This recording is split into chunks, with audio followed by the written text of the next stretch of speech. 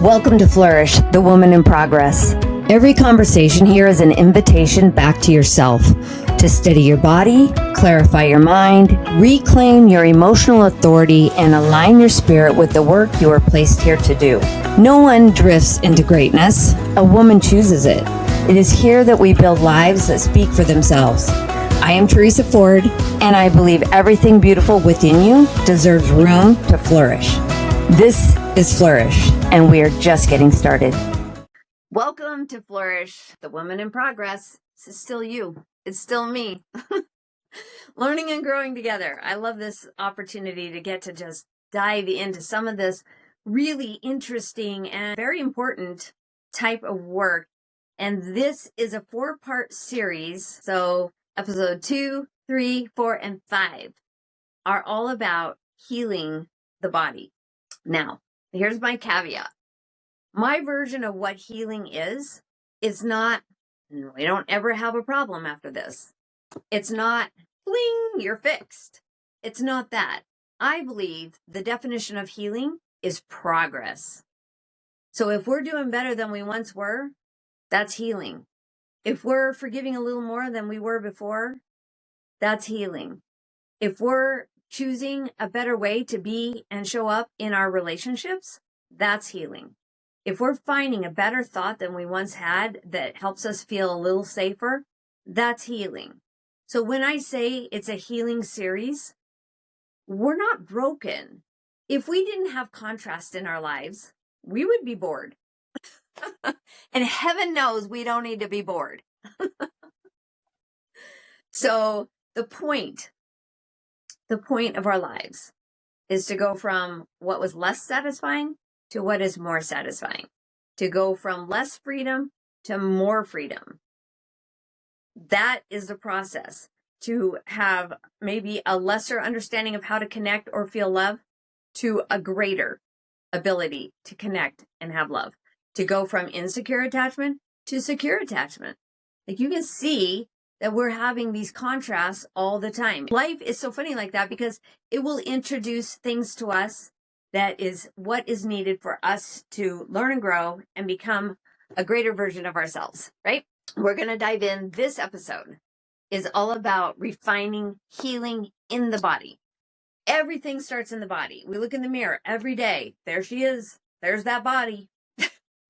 Like it or not, if we haven't known how to take care of it, or if it's been put on the back burner because life was lifing, if she's held on to stuff that never was hers, if she's carried the weight, the emotional weight of other people's suffering, like the body is a miracle machine. It's a miracle machine. It can go through so much and still survive. But that is not the goal. The goal is not to see if we can survive. The standard is not, it's better than it used to be. That's progress, but it's not the standard. The standard is how good can this get? Is it not? Yes, it is. How good can this get? Because guess what? We only have one life. This is the one we're living right now. So it's kind of important that we make the most of it because who wants to do it miserable? Nobody. And we're not doing anything miserably intentionally. We have just not resolved in our own minds and in our own bodies the resistance, the contention that goes against our true nature to be nothing but love and light. So I was in fitness for 20 years. I didn't mean to get a career. I was an accidentalpreneur and I was a stay-at-home mom, and push came to shove in 2008, a big crash, and I had to go get a job. It was 6 months prior to that, I went on a fitness journey where I looked in the mirror. I was like, oh no, what happened? And I was like, she is not a match to who I believe I am. She was wired and tired. I am happy and snappy. And so I was like, okay, how do I take care of her? How do I stop carrying all this codependency that has been part of my life for 37 years? How do I do that? And the thought came to me, well, if you could get uncomfortable with your body one meal at a time, you could get comfortable with your body one meal at a time. I was like, oh my gosh, reverse engineering. It makes so much sense. And this was a journey that I went on because I felt like the integrity of who I was on the outside was out of alignment to who I knew myself to be on the inside. Those need to match. They do. I mean, we can pretend that they do. We can live as if it was true. We can go on forever mismatched. We can. So it's not like the end of the world. But why? When it feels so much better to be that authentic, aligned, embodied, attuned, all the buzzwords, right? That person that feels I am the same on the inside as I am on the outside. I am the same out in public as I am behind closed doors. I am the same and I have nothing to hide. There is so much freedom in not having to hide any part of yourself. Yeah, we have those parts of us that are private. It's none of anybody else's business. I'm not talking about letting your boundaries go. I'm talking about knowing the confidence that comes, the magnetic woman that appears when she knows she is in total integrity with herself. Now, how does that have to do with the body? What does that have to do with healing? Let's dive into that. Okay, so healing is how you relate to the body. If you have had a poor body image in your own mind because you watched your mom diet and she was obsessive about it and all the things and skinny was the only thing that mattered, that's a generational thing that has cycled forward, and we need to break that one because gosh darn it, girl, you're good. You're just good. You're good. And if we don't like what we see in the mirror, this is not a size and it's not a weight thing. It's an integrity thing. So if you're looking in the mirror, you're like, no, I don't know who I'm looking at because that's really not who I know myself to be. That's the only thing that matters, is that you're like, not quite. That's not it. That's not my best. And getting into where you know you can be in your best is literally shifting from managing your body, making your body perform, masking what you're not happy with a different clothing size. That is self-abandonment. If you're not loving it and you don't know what to do about it, that's not self-abandonment. But ignoring it and trying to pretend like she doesn't exist, she doesn't have needs, she doesn't need to be taken care of, that's self-abandonment. Okay, so I just want to make that distinction, is that your body deserves 1,000%. Let's over-exaggerate, okay? 100% of your time and attention, because she makes everything possible. When you lose your health, you got nothing.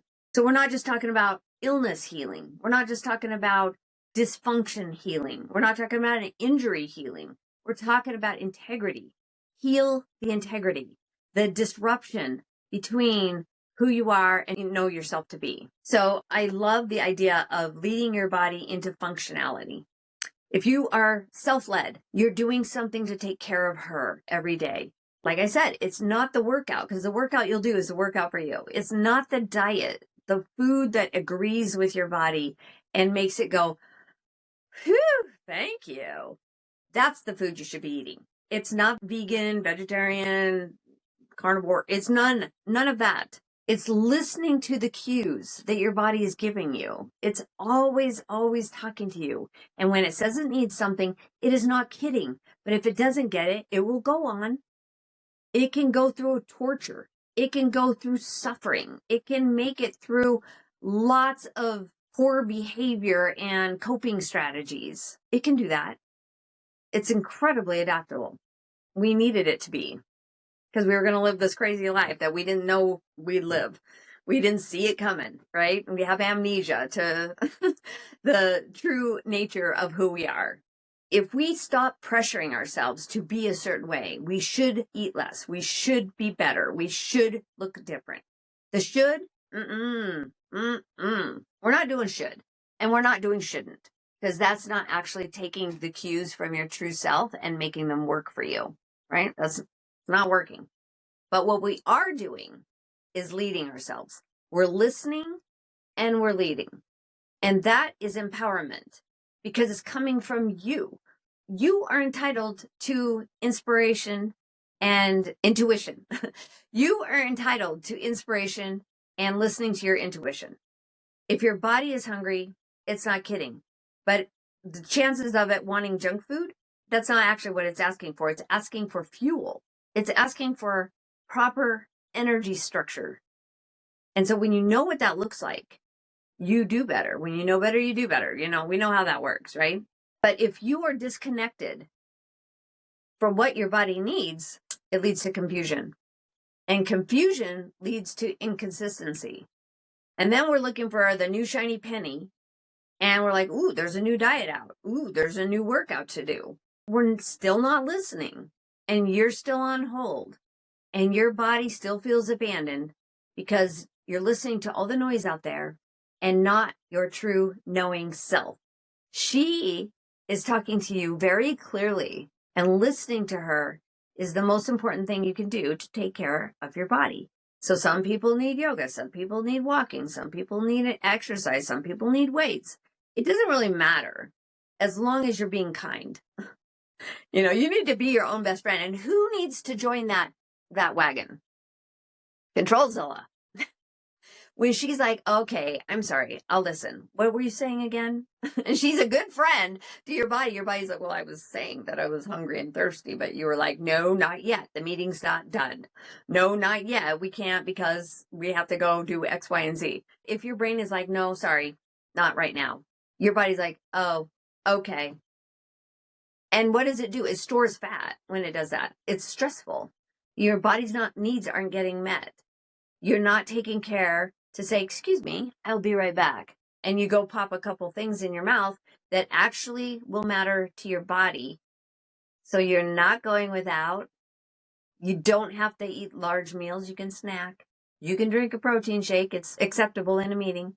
Like, there are things that you can do to satisfy your body when it's asking for something it needs.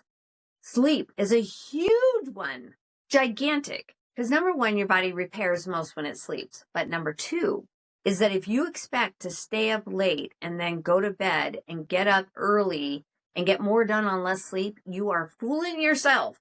Ask me how I know. You cannot do that. It's not sustainable forever. And if your body's like, oh, we're not sleeping, this is scary, I have to get up and perform today and do all the things that are expected of me, and there's not going to be any downtime, and there's no vacation for another 3 months, and we're going to go, go, go, go, go.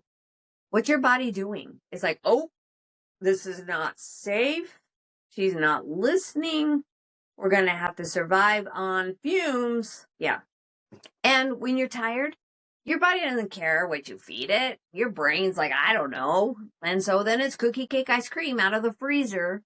And then we have guilt and shame the next day. And then when our pants are too tight, we have guilt and shame because we haven't been taking care of ourselves. Then we have to go get bigger pants and mask the behaviors that we wish we hadn't done because it's not in alignment with who we are. See how all that works? Super fun. It's so fun. But what I want to make a distinction about is that is not body shaming. That is awareness. I am aware that I have done some things that my body doesn't like. It's holding on to fat or stress or water or whatever, but it's hanging on for dear life. It is just a process of it's doing what you're telling it to do. Oh, store fat? Oh, how? Oh, yeah, because we're not getting enough sleep, and we're definitely not getting the right foods, and we're, always waving in the wind behind her as she runs off to the next thing in her already jam-packed life. If your body is going through that experience, it's like, okay, whatever you say, boss. Controlzilla, right? Your body is just like hanging on. And we're like, oh, I need a pill, this hormones. Maybe, but I wouldn't jump there first. So you have this thing called a metabolism. When I was on my transformation journey, I actually found a picture of a woman who, this was before the internet, right? So we couldn't Google a diet or anything really. It was all out, books, magazines, stuff like that, hearsay. But I found a picture of a woman that was about my age, about my size, bone structure, about my weight, and then an after picture of her. And it just clicked. I was like, oh my gosh, all that she needed to look herself was underneath all the stress, and the running here and there without paying attention to herself was just sitting on top. Everything you need is in your body already. You don't need anything magical. Everything you need is here. You just need to feed it the right information. If you tell it to burn fat, it does. If you tell it to store fat, it does. It actually can't decide for itself what it's going to do. You're telling it what to do. And this is the healing process, is telling it what you want it to do because you care, because you're taking the time, because you're being intentional, because you're carving out the time that it takes. I'm telling you, 30 minutes. Everyone's got 30 minutes. If we're self-soothing on the TV, scrolling, eating something we're not going to be happy about, you got 30 minutes. Just put it on you and you watch your world change. Your mind changes, your emotions change.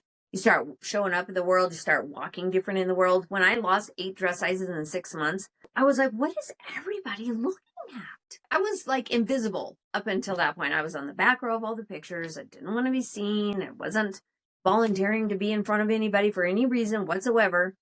And when I would take my kids, like in the small town we lived in Montana, we would go to the mall and the kids would get their wiggles out when it was like 20 degrees outside. And walking through the mall, maybe it was because I was just starting to make eye contact with other people instead of looking at my feet the whole time, because I was ashamed at my misalignment. I noticed that they were like giving me an up down. And I was like, is my zipper undone? Oh no. I was like, what are they looking at? And I was like, maybe it's because I'm just learning to be visible. Like I'm walking different. I'm showing up. I'm more confident. I don't really have anything to hide. There's no shame. Like, I wasn't standing in a shame bubble anymore. That's a thing. It's a thing. It's like, I know, I don't want to be seen, don't want to be heard, don't want anything. And that's muting your self-expression, because everybody has an opinion. Everybody has a point of view. Everybody has means of expressing themselves, except for when you don't allow it, when you just allow it because something here doesn't align with your true self. Healing is just taking care of that one day at a time. I didn't get fit in 6 months doing nothing. I got fit in 6 months acting like I was fit, doing the things that fit people do. I know, crazy, right? But when you do what fit people do, your body is going to transform, especially when you're not worried about how fast it has to happen. If you're not adding the added stress of timelines in there, oh, I got a wedding in 3 weeks and I'm going to start now and expect something better. Not realistic. That creates overwhelm when you're asking for something that cannot be done. You might be down a pound. Like you could lose 5 pounds of water weight in 3 weeks for sure. But starvation is not a long-term solution. Your body doesn't like that either. It's like, wow, she's really not listening. When you are a woman in progress and you're taking care of this physical pillar that is going to help you live the best life possible, this vessel that gets you from point A to point B every single day, we got to take care of her right. We got to show up with gratitude for her. We got to show her that we do care and that self-abandonment is a thing of the past. She's first. She's number one. And when you take care of yourself first, everything else fits. It does. It's like the big rock thing, right? You put the big rocks in the cup and you're like, oh, it looks pretty full. But then you put the pebbles in. It's like, wow, that looks really full. And you put the sand in, it still fits. You're like, holy cow, that's really full. And then the water on top. You still put water on top of all that and it fits. The big rocks are you, your physical well-being, your mental well-being, your emotional well-being, and your spiritual well-being all fit in the cup and everything fits around it. You make time for you. Your empowerment is here. You've embodied it. You've decided, I get to choose what happens next. You flourish because empowerment has landed. It's the best place to be. You're not up, you're not down, you're not back, you're not forth, you're not going in circles in the roundabout of, past traumatic loops. You're not doing that anymore. You've exited the roundabout. You're actually taking care of yourself. You're being true to who you know yourself to be. That is physical healing. It's healing the wound of I'm not enough. It's healing the wound of I don't know if I have value, but if I do, it's because I try hard. It's healing the wound of being invisible, unseen, unvalidated. Like everybody needs to know, can you see me? Do you hear me? Do I matter? If you didn't get that in your childhood, by golly, it's never too late. And you do that by taking care of your body, because it's the Energizer bunny. It's either the battery's full or the battery's empty. If we're trying to function on an empty battery, that's zero fun. Have you ever been in the dark with a dim flashlight? It's like, oh my gosh, what I wouldn't give for a new battery right now. That's literally what you're doing when you turn your metabolism on. And it causes you to stay young and youthful forever when you're paying attention to your body signals that says, I need to eat, I need to sleep, I need some water, I need some attention, I need some downtime, I need to de-stress, I need to do a body check and see what I'm holding on to that's not mine. When on my fitness journey, I let go of codependency. I was trying to care more about my husband's problems and be his helper. I will carry this with you. And it was killing me. My body just ballooned. Yeah, I had 5 kids.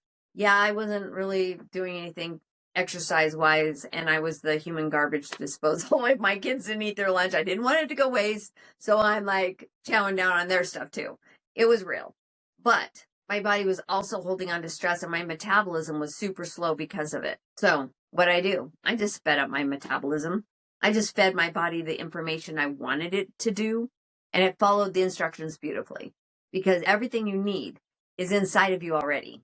It's kind of cool. We're just built to burn fat. And taking care of your metabolism actually moves you out of a state of being critical of yourself into a state of respect. It goes from punishment to partnership. We go from forcing ourselves into a box or into a program or into a socially acceptable way of looking or acting or behaving. And it moves us into responding. We're not reacting to life, we're responding. And where's that response coming from? The inner knowing, the intuition, the understanding of what your body needs and why it needs it. That energetic investment in you is your ROI. It pays dividends. The thing I noticed the most is when I started taking care of myself and exercising. My exercise window was 5 to 6 a.m. I was homeschooling my kids the rest of the day. I was a full-time mom to 5 kids the rest of the day. My time was dedicated to them. But I got from 5 to 6. And I did that by reverse engineering our entire schedule so the kids got in bed an hour earlier, because I was not going to try and get up and do more on less sleep. It just wasn't going to happen. It didn't make any sense to me. So getting myself in bed sooner meant I could get up sooner. I wasn't going to give up my sleep. And by doing that, the 5 to 6 a.m. that I gave myself a chance to move my body in meaningful ways, that was a return on investment. I couldn't believe how much more energy I had the rest of the day, because I spent the right type of energy, the right amount of energy at the beginning of my day. And then my energy grew exponentially for the rest of the day. I had extra energy left where I was normally running out of patience at the end of the day. And I was like, I don't know, everybody just go to your rooms, like, and cranky me showed up because I was tired, which is, it happens when you're a busy mom. We're not judging that.